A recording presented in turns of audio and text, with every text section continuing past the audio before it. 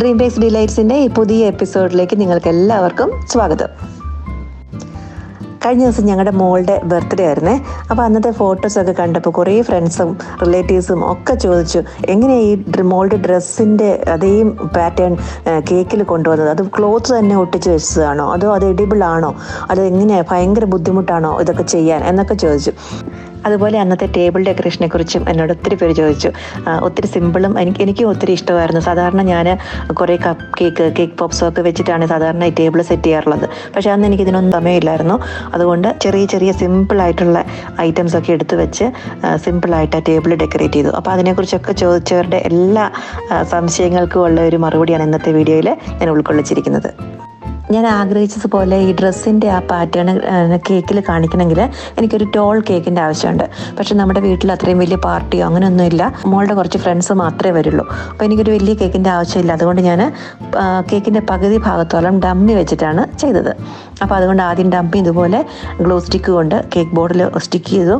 അതിനുശേഷം നല്ലൊരു കേക്ക് ബോർഡും വെച്ചിട്ട് അതിൻ്റെ മുകളിലാണ് നമ്മൾ ലെയറായിട്ട് 6 ഇഞ്ച് കേക്ക് ലെയർ ചെയ്തത്.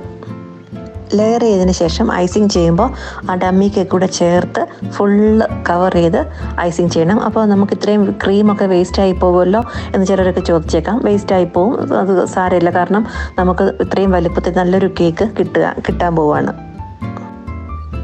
കേക്കിനകത്ത് ഞാനൊരു കുഞ്ഞ് സർപ്രൈസും കൂടെ അവർക്ക് കരുതിയിരുന്നു.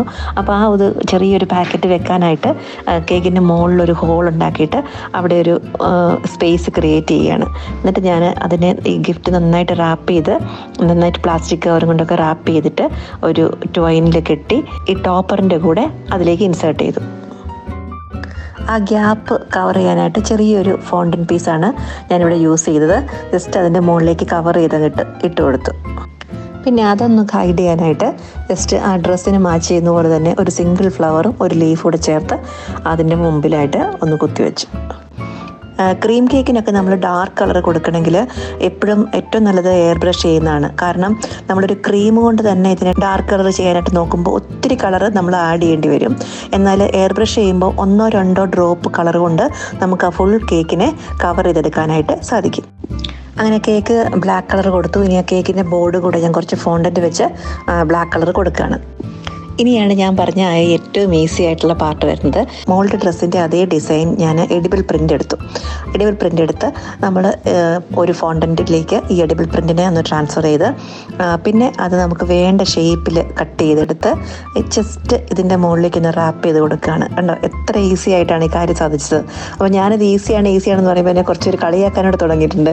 കാരണം എന്ത് ചെയ്താലും ഈസിയാന്ന് പറയും, ഞങ്ങൾക്കൊന്നും ഇത് ഇത്ര ഈസി ആയിട്ട് തോന്നുന്നില്ല എന്നൊക്കെ. പക്ഷേ ഇപ്പോൾ ഇത് കണ്ടില്ലേ, നമുക്ക് ഇഷ്ടമുള്ള ഡിസൈന് ഏറ്റവും കേക്കിൽ ഈസി ആയിട്ട് എത്തിക്കാൻ പറ്റുന്നൊരു മാർഗ്ഗം തന്നെയാണ് എഡിബിൾ പ്രിൻറ്റിങ്. പിന്നെ അതിൻ്റെ സൈഡിൽ ജസ്റ്റ് ഒന്ന് കുറച്ചൊരു ഗോൾഡൻ പെയിൻ്റ് കൂടെ കൊടുത്തു കഴിഞ്ഞപ്പോൾ ഞാൻ ഉദ്ദേശിച്ച ആ ലുക്ക് കിട്ടി. ഞാൻ ഹാപ്പിയായി. അങ്ങനെ കേക്ക് റെഡിയായി കഴിഞ്ഞു. ഇനി ടേബിൾ സെറ്റ് ചെയ്യണം. അതിൻ്റെ ബാക്കിൽ കുറച്ച് ഡെക്കറേഷൻസ് ഒക്കെ വേണം. അപ്പോൾ ഇതൊക്കെ ഞാൻ 5 ദിറം കടയിൽ നിന്ന് ചെറിയ റേറ്റിൽ മേടിക്കുന്ന സാധനങ്ങളാണ്. അപ്പോൾ അതൊക്കെ ഞാൻ എൻ്റെ പുറകിൽ ഒരു സെല്ലോ ടേപ്പൊക്കെ വെച്ച് ഫിറ്റ് ചെയ്യാണ്. എൻ്റെ മകനുണ്ട് എന്നെ ഹെൽപ്പ് ചെയ്യാനായിട്ട്. ഞങ്ങൾ രണ്ടും കൂടെ മോള് വരുമ്പോഴത്തേക്ക് അവർക്ക് സർപ്രൈസ് ആയിട്ട് ഇവിടെ നിന്ന് അറേഞ്ച് ചെയ്യാനുള്ള പ്ലാനിലാണ് ഈ ചെയ്യുന്നത്. അങ്ങനെ അതെല്ലാം ഒട്ടിച്ച് കഴിഞ്ഞു. ഇനി കുറച്ച് ബലൂൺ വീർപ്പിക്കാനുണ്ട്. കറക്റ്റ് സമയത്ത് നോക്കിയപ്പോൾ ബലൂൺ പമ്പ് ഒന്നും വർക്ക് ചെയ്യുന്നില്ല. പിന്നെ തന്നെത്താനെ ഊതി അതിനെ വീർപ്പിക്കുകയായിരുന്നു. എന്തായാലും കഷ്ടപ്പെട്ടതെല്ലാം വീർപ്പിച്ചെടുത്തു. അതിനുശേഷം 2 ലാമ്പ് എടുത്തിട്ട് 2 സൈഡിലും വെച്ച്, ടേബിളിൻ്റെ 2 സൈഡിലും വെച്ച് അതിൻ്റെ മുകളിലാണ് ഈ ബലൂണെല്ലാം ഒന്ന് സെറ്റ് ചെയ്ത് വെച്ചത്.